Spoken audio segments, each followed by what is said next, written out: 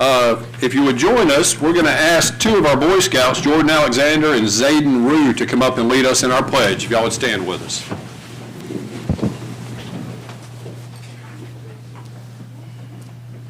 Pledge allegiance to the flag of the United States of America and to the republic for which it stands, one nation, under God, indivisible, with liberty and justice for all.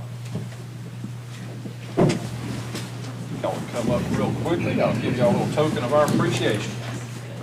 Thank y'all for what you did for us.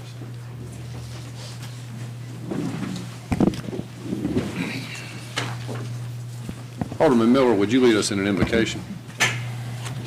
Heavenly Father, first we come thank you for this day.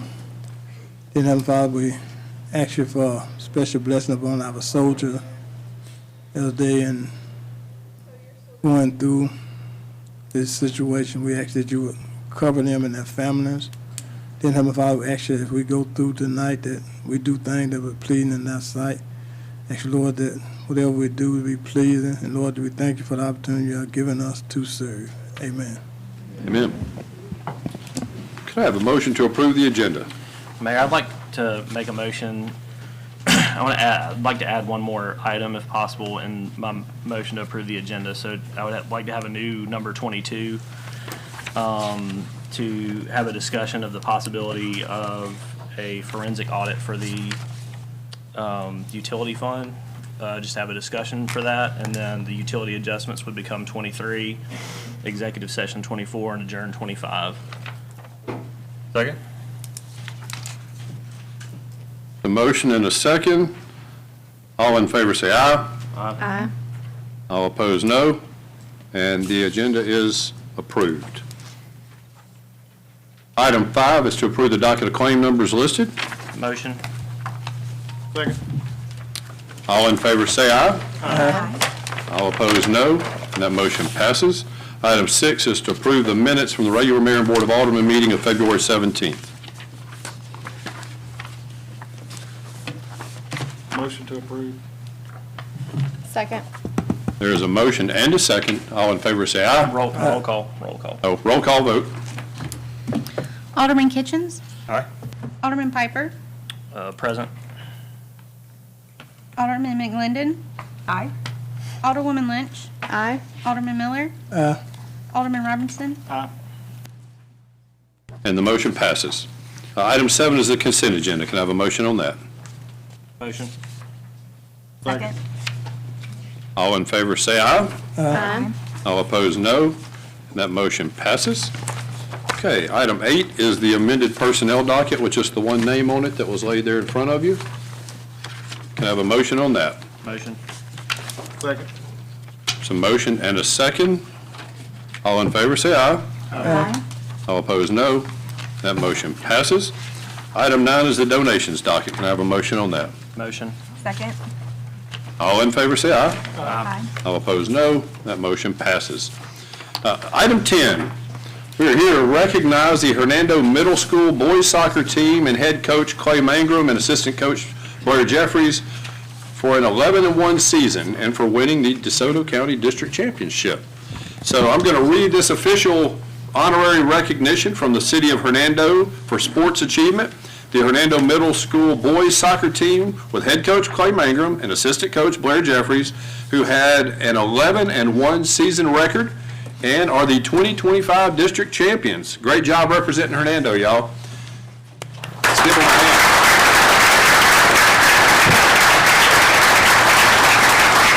So when we have a group that has accomplished something like this, we would like to ask if y'all would come up and let us have our picture with you.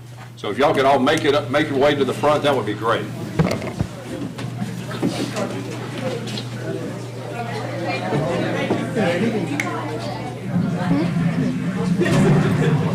You know Who wants this? You want to stand up and hold it? he might not. It was just the one. They sent the donations. Oh, the donations. Was it missing?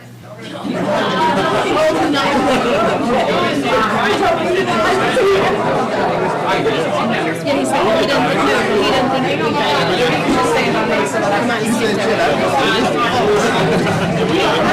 I was reading that. Down here. I can't be saying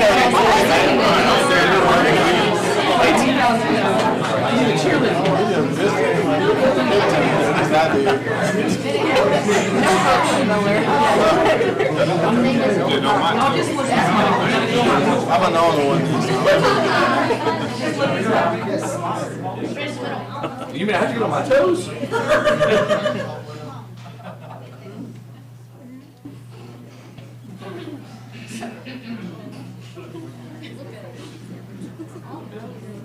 I guess now you have to get one of the parents to send you a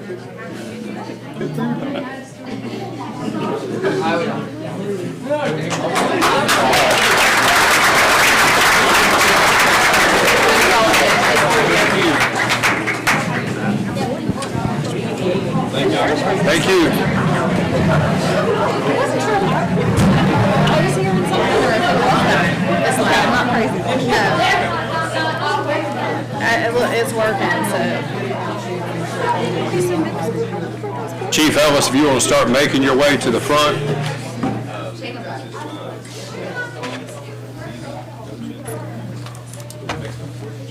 Oh, I always like these updates.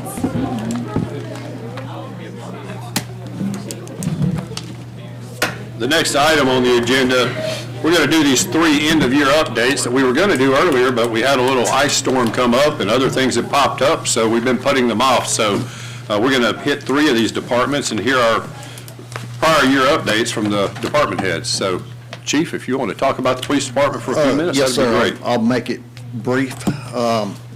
One thing I do want to say is we're blessed with our officers, how they embrace the community. Every single event, no hesitation, sign-up sheet is full. They really enjoy interacting with the community. The first thing that we enjoy doing is with the Young at Heart. We cook hamburgers for them. Actually, we judged the chili cook-off a couple of weeks ago. Our school officers participate in the HHS Crime Promise, teaching about drinking and driving and not to do it. One thing we did different this year was we held a golf tournament for Shop with a Cop. And Shop with a Cop is our favorite event to do for the year. I think our new favorite thing besides that is going to be the golf tournament because we actually had a really good time.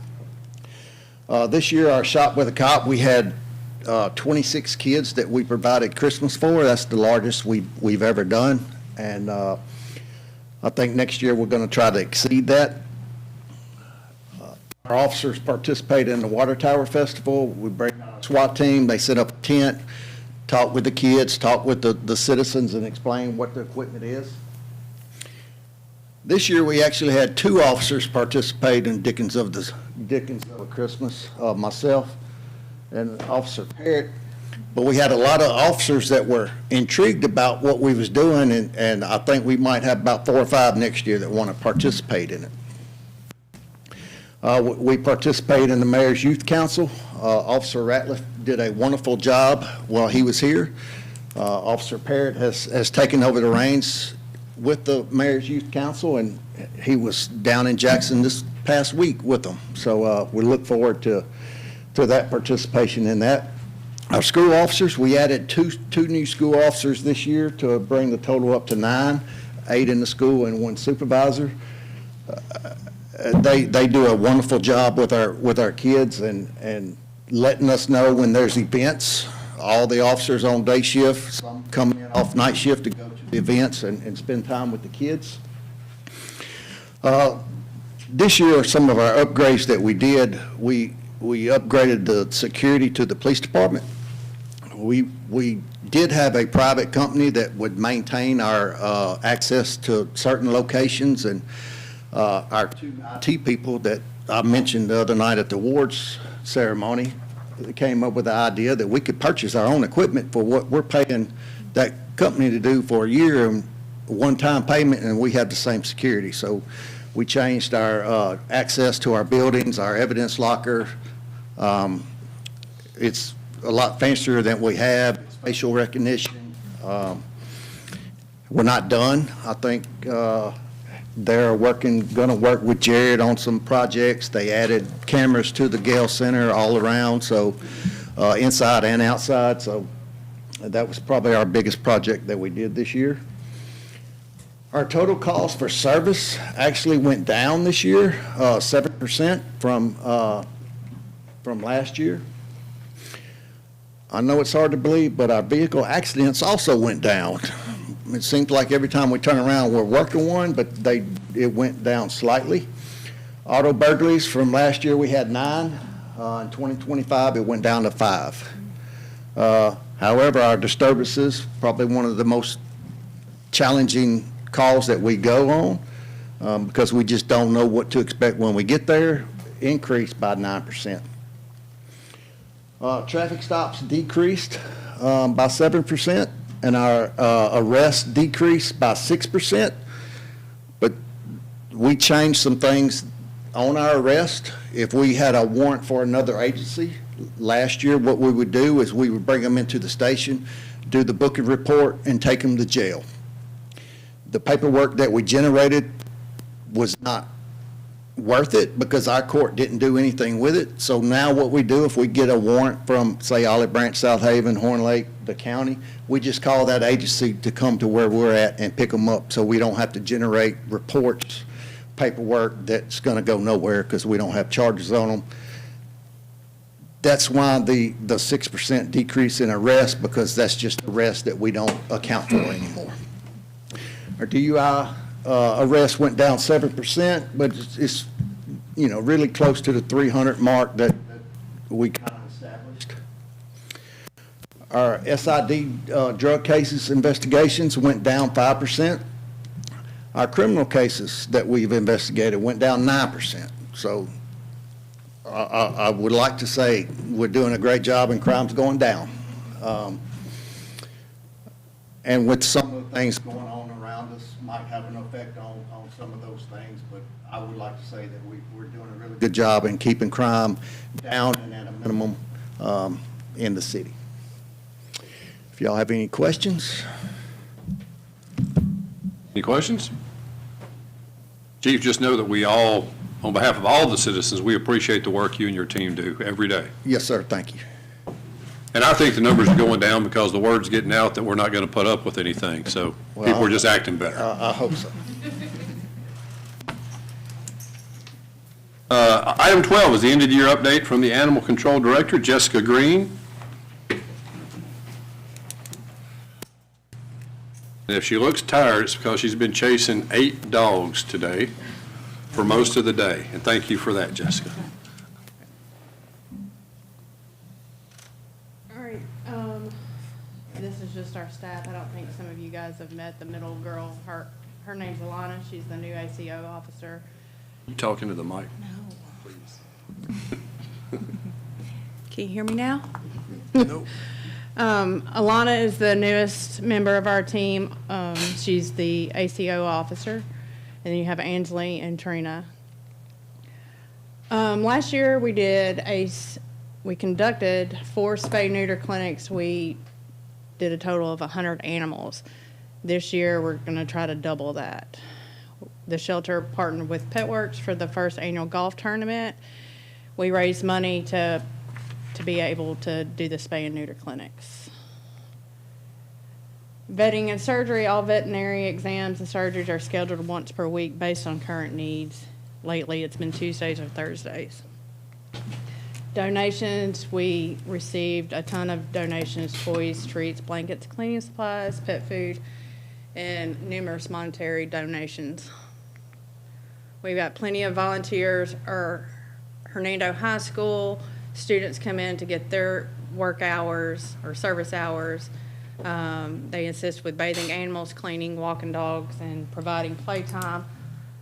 A lot of the Key Club, Honor Society come in daily. We have them from Hernando High School, North Point. Usually 3 times a week they'll come in and volunteer. Our trainer is Canine Consultant. He trained 5 animals this year. He's currently got 1 in training now, or this past year. We have 1 now. We do monthly visits to Wesley Meadows. The ladies there and the men really enjoy the animals coming over. They look forward to us coming once a month. The events that we have participated was Farmers Market, A Fair, Hernando Community Support Night, Wesley Meadows, National Night Out. This year we slightly took over 200 animals. We did 10 traffic stops. We had 99 adoptions, 42 reclaimed, 14 abandoned puppies. Additional animals taken were 10. Quarantine cases were 13. The quarantine cases meaning bite cases. We vetted around 375 animals this past year. There's all the puppies that were abandoned in the parks. They were all able to find homes for them. Heartworm treatment, Heart for Hernando Animals, 501c3. They fund the heartworm treatment. 8 of them were positive last year and treated, and we currently are preparing to treat 3 this month.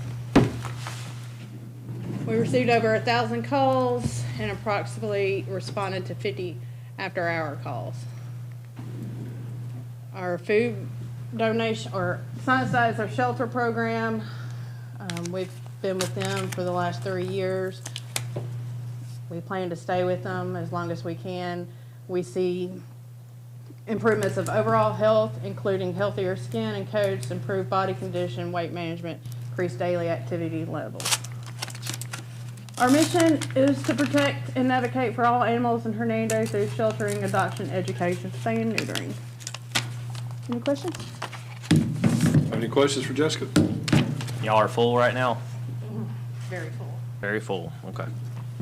You take cats back? Thank you, Jessica. I got 2. For everybody out there watching on YouTube, we do have animals available for adoption. You can call the animal shelter or City Hall and we will hook you up. Cassie, are you ready to report on the court? Good evening, everyone. Hernando City Court. On my docket for this evening is I'm still continuing to work with the Hernando High School Workforce Development Program. Our court processes with what I kind of spoke to you, a new event that we were implementing last year, the auto extend. Just going over our ticket numbers, our collections, and some information about the e-site and our bond schedule. As y'all remember, I told you I was working with the workforce program, and Kirsten, I have a hard time saying her first name, Nevels, she interned with me for a short period of time to see if that was something that she wanted to go in this direction with the courts and law enforcement, legal, all that kind of stuff.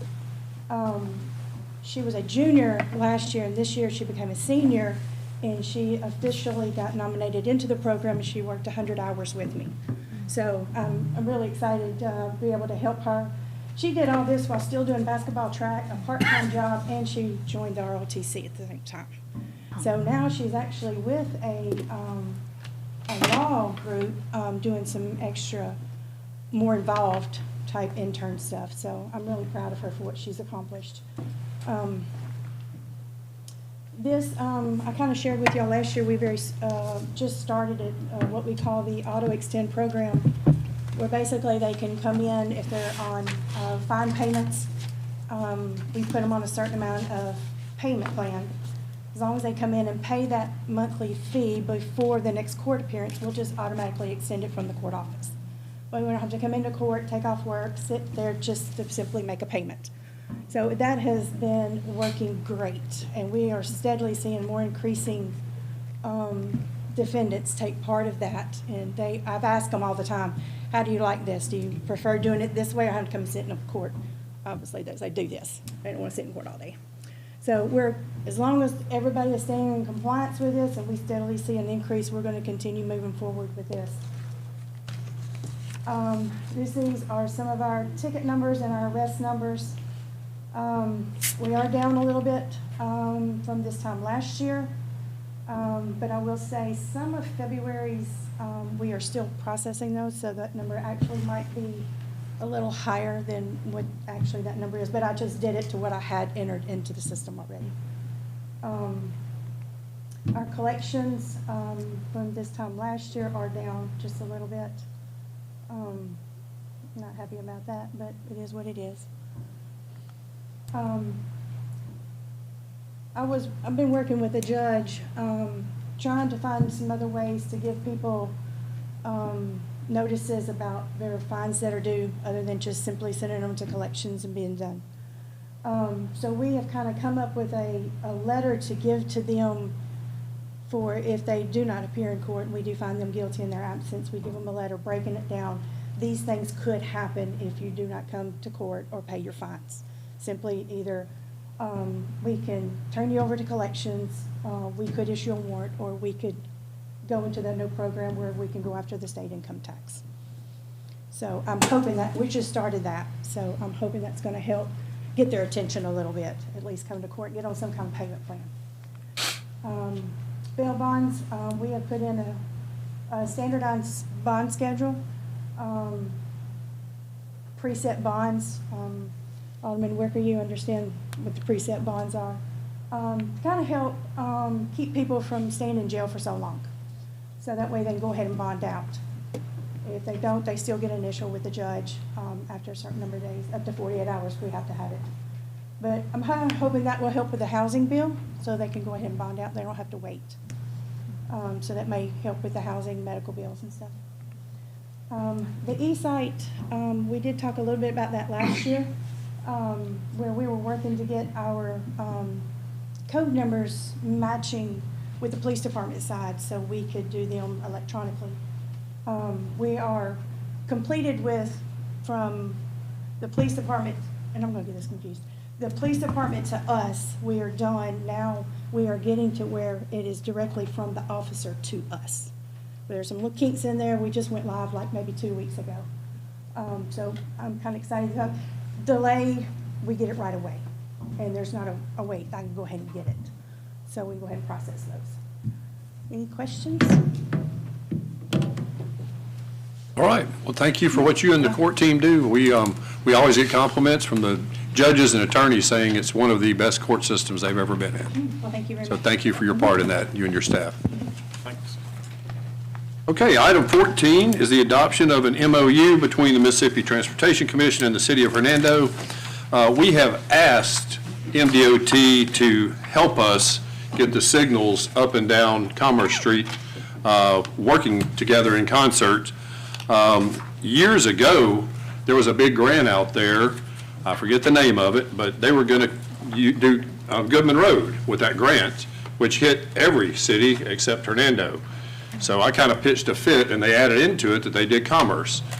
So they ran a bunch of fiber between the signals on Commerce Street and then forgot about it. They never connected them. So I don't even know if they're using fiber anymore. Now they're using a lot of cameras and radio technology. But having said all that, MDOT is ready to work on synchronizing those signals from Mount Pleasant, East Parkway, down at the interstate, and over to our signal at Commerce and Mackingville. So we just have to give them permission to work on our signals as they're doing that, and that's what this MOU does. Are they doing are they doing like engineering on this, or? They will. They'll be doing engineering and trying to get them all synced together. But then any repairs would be on our tab. Yes, on the ones that belong to us, not the ones in the interstate right away, but the other three, if there was some things to be updated, it would be on us. Okay. So we're hoping this could improve traffic flow? Absolutely. Okay. Yes, that is the goal.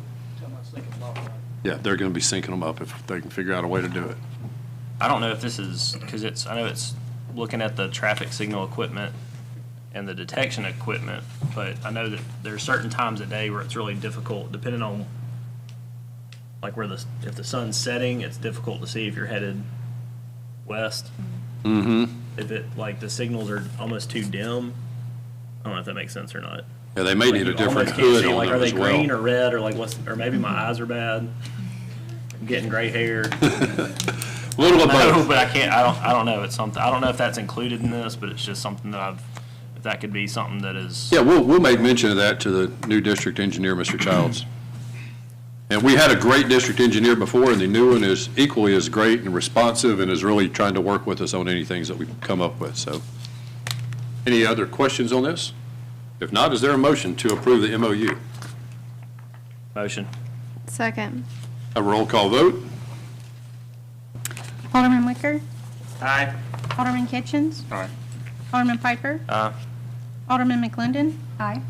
Alderwoman Lynch, Aye. Alderman Miller, Alderman Robinson. That motion passes. Item 15 was tabled from February 17th. It is PL 1947, the Winningham PUD revision. If you would lead us in that one, Austin. Austin, I'm going to recuse myself. Yes, ma'am. We'll let the record show that Alderwoman Lynch has recused herself and left the room before any discussion started on this issue. This is PL 1947. This was before you twice and tabled twice. The applicant, Skip Miller, is represented by Andy Richardson. He's here tonight. The request is to amend the Winningham Estates PUD. Just a little background, as we previously noted, this was originally approved in 2005. And the original development plan listed part of the area in question as commercial. And so roughly the front 2 to 3 acres abutting Highway 51 were zoned to be C1 neighborhood commercial, and the other piece of this 12 acres to be residential. The access was proposed to be from Highway 51 to connect with the existing. His proposal tonight is to eliminate the commercial area completely and to also eliminate the Highway 51 connection. The MDOT has changed since this development plan was originally approved, the location of the proposed curb cut to be shared between this property and the property adjacent to the south, which has created part of the need, but I'll let the applicant kind of explain a little bit more in detail a bit of that. But generally, the request tonight is to eliminate the commercial and to make it all residential with no connection to Highway 51.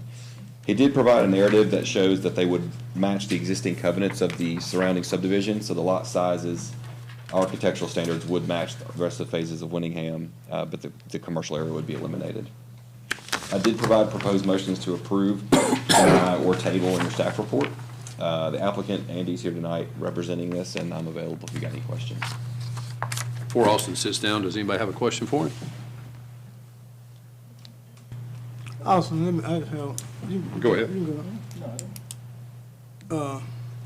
Do we have anything in writing from MDOT stating that there could be no connection on 51? Do we have anything I don't to have that anything. effect? No, sir. With the developer intention not to connect. MDOT did not tell him that he could not connect the road to 51, am I correct?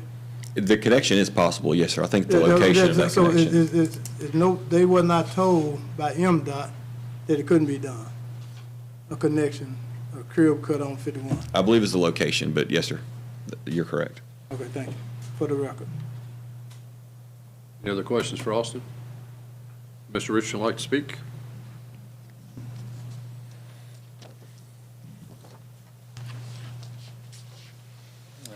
Andy Richardson with R&H Engineering, 231 West Center Street. But yes, MDOT's realignment of Old 51 is going to tie in. It's going to be more or less an extension of Motor Scooter Drive.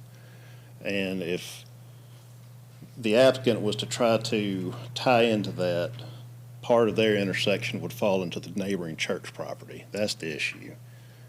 They would have to get some type of agreement, purchase land from the church, something to make that access point to this property. And I've got some answers to some of the other issues that came up at the last presentation. The applicant is willing to plant some plantings, trees, something like that along the rears of the lots that would back up to the highway if this is approved. I know the question came up of distances from the homes to the road, potential building sites. The rear of the homes is likely to fall somewhere between 125 to 130 feet from the edge of the existing pavement. Just doing some measurements on Similar neighborhoods here just north of town, houses are anywhere from 65 feet to 95 feet to the edge of the existing highway. So this would even be further than that. How many homes would it be? 17. Y'all have any questions for Mr. Richardson? So in the letter dated on November the 12th of 2025, it said the total number of resident lot allowed from 240 to 245. Yes, sir. The original PUD allowed for 240 total residential lots within the development. And the November letter said 245. Well, that's part of the amendment that the developer's asking for. He's wanted to remove the commercial development acreage and then change the total number of allowable residential lots within the PUD from 240 to 245. Did I hear 17 or something? 17 would be in this final phase. There's 228 lots existing. I think I asked this the other day, but it's been a long time. So is there a reason why you couldn't just take the part of the land that is adjacent to the highway and make that commercial, and then just make some residential lots that back up to that commercial real estate? MDOT would still have control over driveway access. And with the new intersection that would be developed, I don't say they would absolutely say yes or no. You won't know until you put in an application to find out. But it could just. So you're saying the way that the ingress and egress to the parcel itself would be aligned? It'd be different. They would have a problem with the way that it. And it wouldn't be very marketable, honestly. Of the 17 lots, only 4 of them's gonna back up to 51, correct? That's right. What other questions are there? Is there anyone here with the public to speak on this topic? Yes. Hi, my name is Lindsay Alexander. I am a 7-year resident of Winningham Estates, and I'm also the Homeowner Association president. I wanted to come and support in favor of the proposed plan after speaking to a lot of neighbors on this topic. It conforms, like they said, to the architectural standards of the neighborhood. And on top of it, we kind of believe that it conforms to the residential area around it. We've got a ton of neighborhoods. It makes sense. And then from an upkeep standpoint, we're kind of worried about, again, that entrance. We have that proposed, roundabout at 51 in Pleasant Hill. Who knows when that's going to happen? And so, not worrying about that in the future. Again, like I said, there's over 200 homes in the area, and every neighbor that has come up to me has said this has been something that they definitely want to do, especially with some of the comments, too, of the developer saying, hey, if we do this, we're going to have kind of a barrier, a landscape barrier, would also be nice. So, thank you. Thank you. Anyone else here to speak on this one? Any comments from our board? Yeah, and I guess this leads us to our engineer and to the one that's representing Willingham Estates. Commercial that they are proposing to eliminate to make it residential. If I'm not mistaken, I ain't no economist or nothing, but the commercial we're gonna bring in more revenue to the city than the residential lots. Am I correct? Nobody want to answer? Who are you directing that question to? I asked both of them. Our engineer and also I asked both of them. Both engineers, okay. I'm not a tax assessor. I was about to say, that's not what And I understand about the resident there, but that commercial was already platted in the PUD when they bought homes. Am I correct? Well, and another thing that they mentioned mentioned was if we do move forward with this entrance, or the developer does, I mean, you are going to have to, if anyone knows where Winningham Estates is, it backs up to that Nesbitt First Baptist. And the majority, there's so many kids in our neighborhood that, use that church for their very popular soccer league. And so if they did that, and I don't know the specifications because I don't know everything MDOT has planned, but like they said, there's a chance that there's going to have to be some of the church property that would be taken away from that entrance, based on my understanding. And so, again, especially with this being, it was probably a few months ago at the Planning Commission meeting, there is a gentleman who owns about 50 acres next to Winningham Estates who kind of came and spoke also in favor of this, just because we've got, again, residential, and then you've got a church where a ton of kids are walking back and forth to attend those events. So, again, I can't speak to revenue. I'm not here to talk on that, but again, just kind of showing our support. Like I said, we've been here for 7 years. I have been very active in our homeowners association and talking to neighbors left and right, and this is a proposed change that we would like to see if possible. Are there any other questions from the board? What kind of barrier are we talking about behind those 4 lots? I mean, the developer was just offering to do some plantings, more or less, some type of, trees, hedge. Kind of similar to probably what we have at the front of each of the other entrances.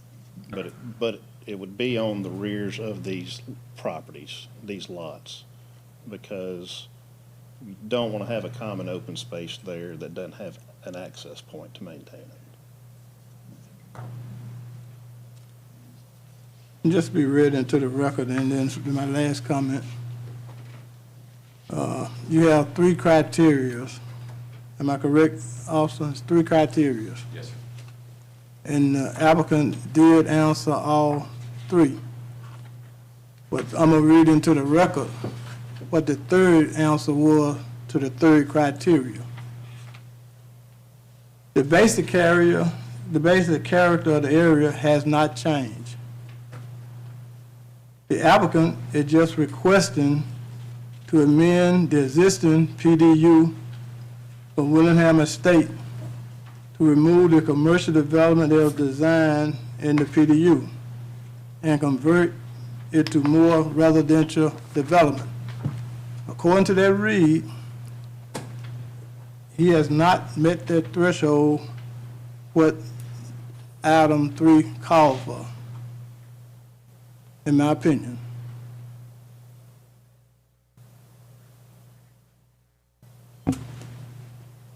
Anyone else have comments? So this is in Ward 6, so I'll speak on it.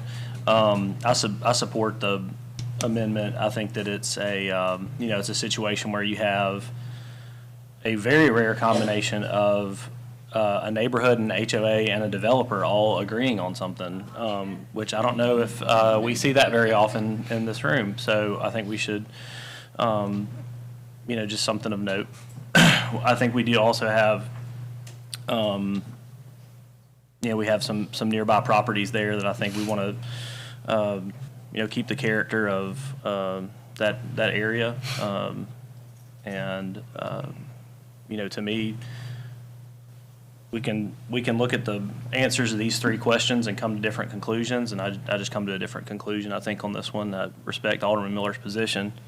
I think it's, in the best interest of that area and the neighborhood to allow for the developer to make this amendment.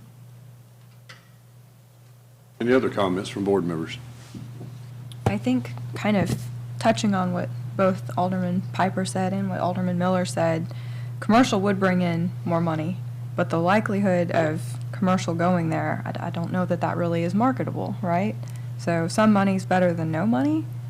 Not that I'm the one making the decision on that, but looking at it, I hear what you're saying, Alderman Miller, that how they answered it versus what the requirements were on there. And then I respect you, Alderman Piper, it being in your ward. I'm sure you've talked to a lot of folks that live out that way. So. Any other comments? If not, is there a motion?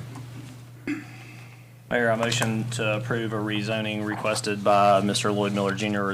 representing Winningham Estates LLC for an amendment to the Winningham Estates PUD The subject property is located west of Highway 51 and north of Nesbitt Road in Section 25 and Section 26, Township 2 South, Range 8 West, and based upon the following findings, applicants' exhibits 1 through 3. Motion to approve. Second. There's a motion, there's a second. We'll have a roll call vote. Alderman Robinson. Aye. Alderman Wicker. Aye. Alderman Kitchens. Aye. Alderman Piper. Aye. Alderman McClendon. Aye. Alderman Miller. Nay. And that motion passes. Could someone ask Alderwoman Lynch to come back in? Thank you, Mr. Richardson. Okay, item 16 is the approval to extend the EWP loan 60 more days due to the contract extension because of weather conditions. So basically, they're getting close, but it's not going to finish in the amount of time we thought, and I think the loan expires today or tomorrow, if I remember right. So we just need, Ed's been talking to the bank, and they just wanted us to ask to extend it 60 more days to wait on our reimbursement to come in to pay the loan back. There are no questions. Is there a motion? Motion to approve? Second.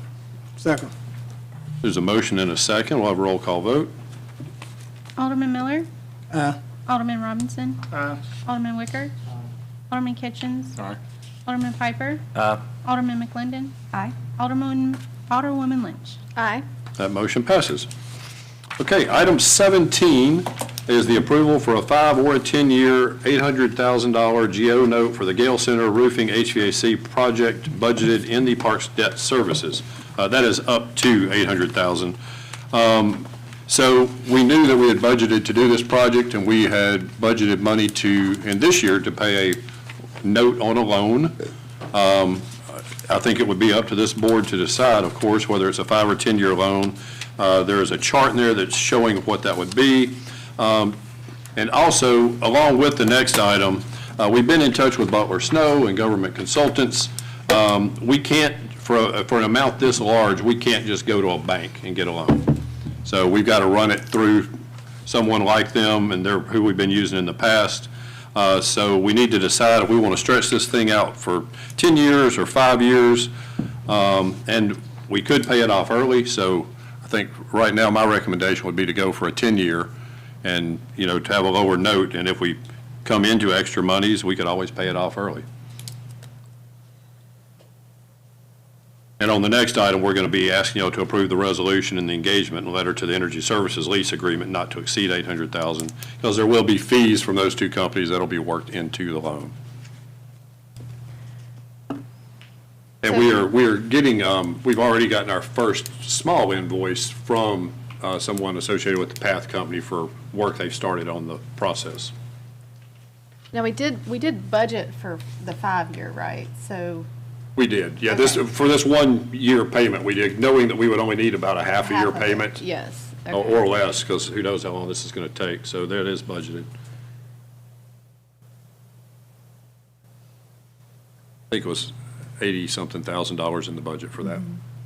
Okay, so that could possibly go down. And then the rate, the 4.7, is that a for sure rate? That's not for sure. That's Okay. their best estimate. But they will advertise this one statewide. What are the range of possibilities there? They think 4.75 would be the top. Okay. So that was Nick Shore, and I know the clerks have been talking to him more than I have. I just hooked them up together. We have gotten rates at 2% and 3%. Yeah. Previously. We've got a good track record of paying things back too. People like to get our debt.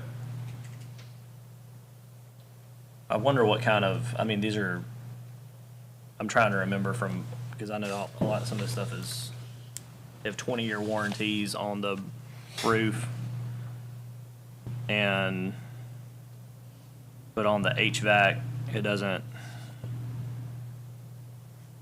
I didn't see, is it 20 years just for the roof? It's not for the HVAC report. The HVAC, I believe, is 10.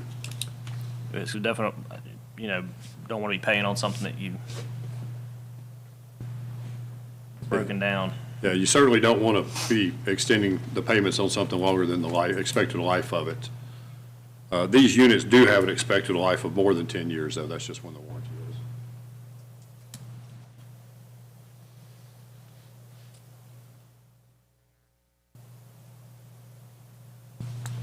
is.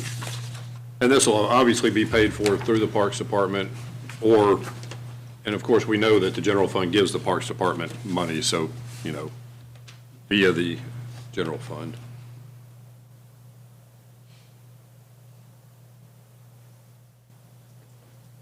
Do you have any opinions on whether you want to do 5 or 10, or? And you said there's no prepayment penalty? I'm not going to answer that yet because I'm not 100% certain of that. In the past, these things usually don't have a prepayment penalty past a certain time.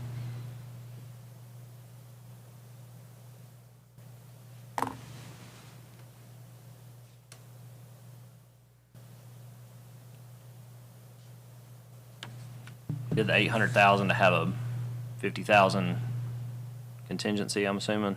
We wouldn't borrow more than it actually was. We could maybe assume that the fees on this would be 30,000, and then if so, we would be borrowing 780,000, not 800. They just recommended that we put that number in there, not to exceed.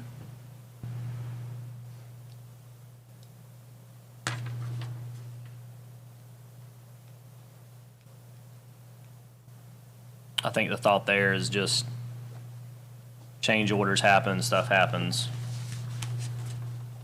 If you have a 10% contingency on the overall project could get to 850,000. We would need to, in theory, find money in this budget to cover that difference if that came about. I know that we have some money in the contingency fund potentially, but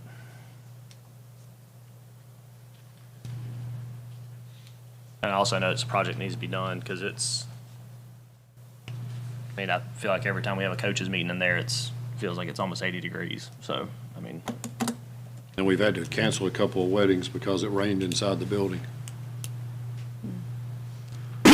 I just texted Nick Shore a question asking if there was a prepayment penalty.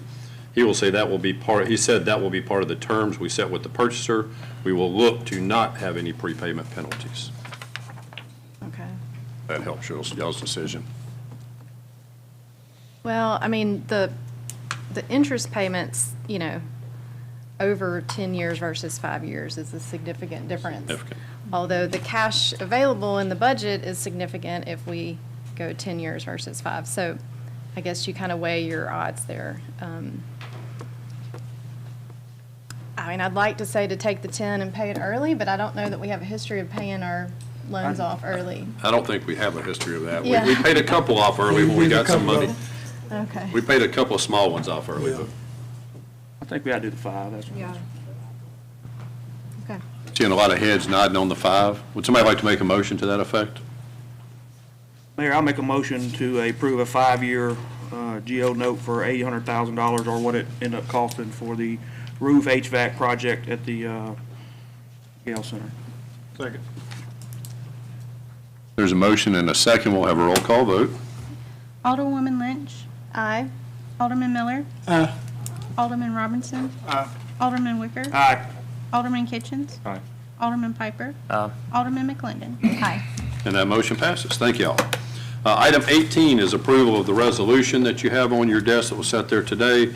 The resolution engagement in regard to energy services lease agreement not to exceed $800,000, authorizing and approving the solicitation of proposals or requests for financing with Butler Snow LLP. So moved. Second. There is a motion and a second. We'll have a roll call vote. Alderman McClendon. Aye. Alderwoman Lynch. Aye. Alderman Miller. Aye. Alderman Robinson. Aye. Alderman Wicker. Aye. Alderman Kitchens. Aye. Alderman Piper. And that motion passes. Item 19 is part of the EWP ditch program. This is change order number 3.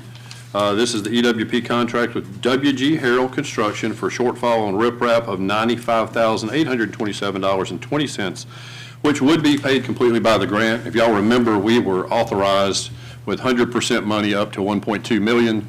The engineers have called and made sure that the EWP grant program would pay for this $95,000, and they will pay for it.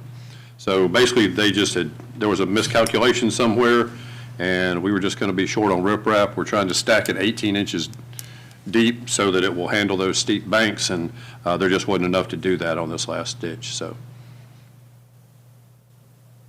Any questions on that? So moved. Second.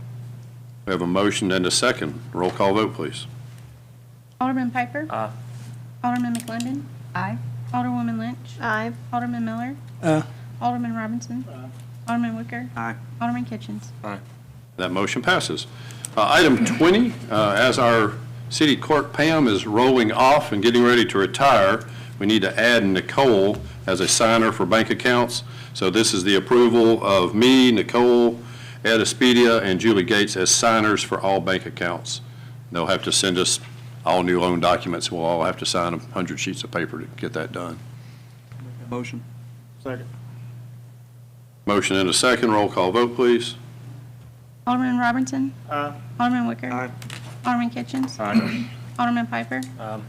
Alderman McClendon. Aye. Alderwoman Lynch. Aye. Alderman Miller. That motion passes. Item 21 is the approval to terminate the severe winter weather ice storm emergency declaration of January 23rd, 2026. And also, just as an information, Denise has been working hard with the emergency management people in the county, and she's in the portal turning in all of our expenses. So one day we may get reimbursed for those extra expenses we incurred during the ice storm. But it's now time to terminate that emergency declaration. Make that motion. Second. Motion and a second. All in favor, say aye. Aye. All opposed, no. That motion passes. Item 22 is the new item that was added for a forensic audit of the utility fund. Alderman Piper, if you'd like to address that. Yeah, I wanted to discuss this mainly just from a standpoint of, I think we all, you know, there's been a lot of discussion and there's a lot of, I think questions that are still out there with the, you know, with the public, with the taxpayers, and I think it would be best to, you know, do our due diligence to say, look, we have looked through this in every possible way, and, you know, looking at whether it's the, you know, the billing practices for residences and commercial customers, if it's, I know that we have, our staff has worked on trying to collect on, you know, debtors for both DeCrua and water, but you know, just having a good accounting of that, and you know, making sure that things are, you know, on the up and up. I think it's you know, this is the taxpayers' water system, it's the taxpayers' sewer system, and you know, given the you know, last couple months of just kind of one of the best way to put it, how unsure we were what we had coming in, going out, and you know, kind of budget tweaks that needed to be made. Yeah, I think it would be best to bring in, I know that we do an audit once annually, but have another group brought in just to audit that fund specifically and look into some of these things. You know, certainly it's just up for discussion. I know that we can get two quotes and discuss it further, but I just think that's the right thing to do. I think it's the right thing to tell folks that we looked into it. If there are problems, here are what the problems are. We're going to get to the root of it and, you know, snuff it out and be stronger moving forward.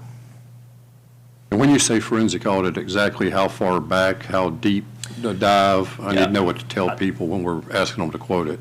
Yeah, I think that's kind of what I wanted to discuss more. You know, is it something that, you know, you may be able to shed some light on that if you feel like it's just in the last year is when there was, you know, when things got out of whack, or if you feel like we need to go further back than that.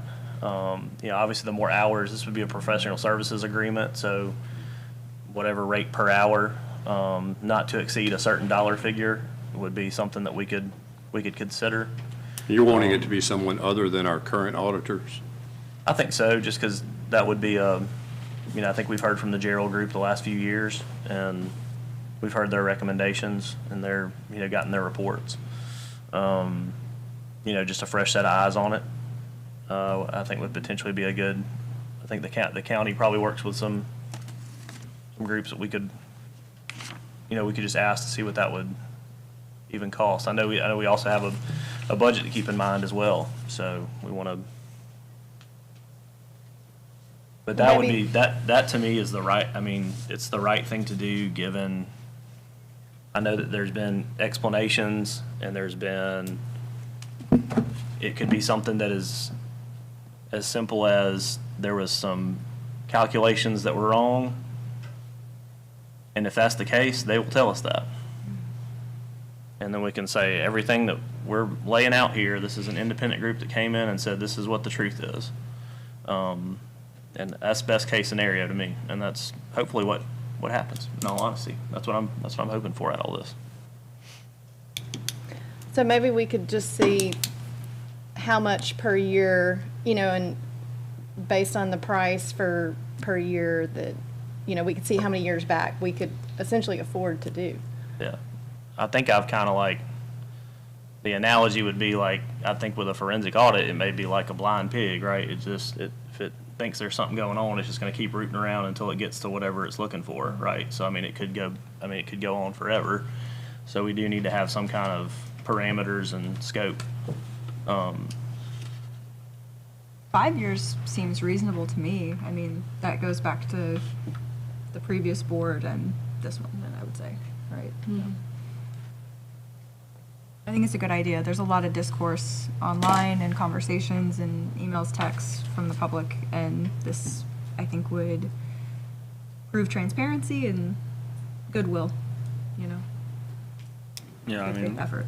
Like you said, worst case scenario, we find something, or they find something, and best case scenario, it at least gives everyone peace of mind to know that nothing is wrong.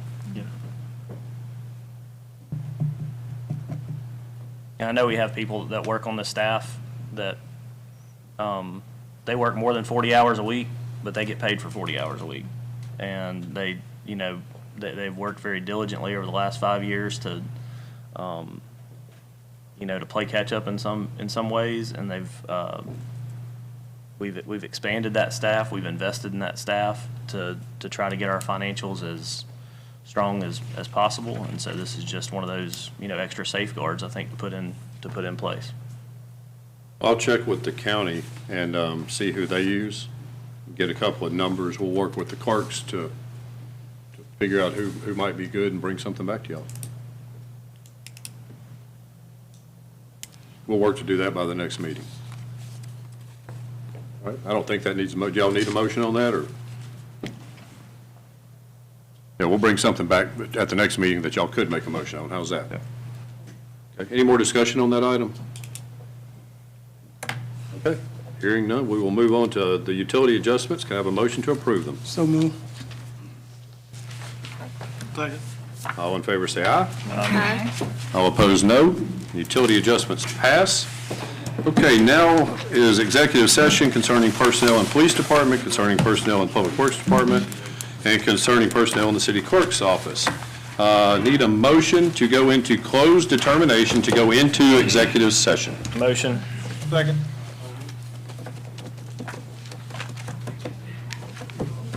All in favor, say aye. Aye. All opposed, no. And that motion passes. We are now in closed session.